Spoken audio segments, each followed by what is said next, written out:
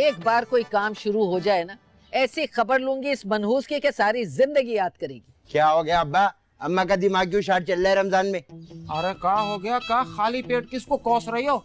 एक ही मनहूस है इस दुनिया में, नौशी। अरे अम्मा यार अपना गुस्सा थूक दो। देखो क्या लेके आए तुम्हारे लिए हमने। हाय हाय, क्या है इन थैलों में?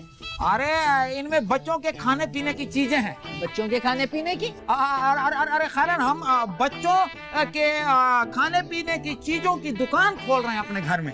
अच्छा, मगर ये सामान कहाँ से आया? पैसे किसने दिए? अम्मा बहुत ही जिल्लत और घटिया बात है, अब्बा अपने मुंह से बताएंगे। वो का है ना खालन के हम बाजार में खड़े थे, सोच रहे थे कि क्या काम करें कि अचानक से एक आदमी आया और हमका 100 रुपया देकर चला गया। हाय हाय, भीख ले ली तुमने?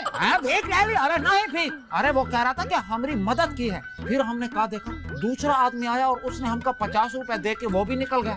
उसके बाद अब्बा को आदत पड़ गई। अब्बा वाह ऐसे यूं करके फिकस हो गया। लोग आ जा रहे पैसे ले जा रहे, आ जा रहे पैसे ले जा रहे, आ जा रहे पैसे ले जा रहे। फिर अब्बा ने 600 रुपया कमा लिया। हाय मेरे अल्लाह, शुक्र है कि नौशी यहाँ मौजूद नहीं थी, वरना भी भिखारी होने का ताना दे देती। चलो भाई अंदर चलो। जाओ आप लोग जाओ, मैं जरा समीना को दही लेके आया। समीना को दही? तुझे कैसे पता चला समीना को दही चाहिए? क्योंकि अम्मा पिछले 3 साल से रोज इस वक्त में उसको मैं दही लेके आ रहा हूँ।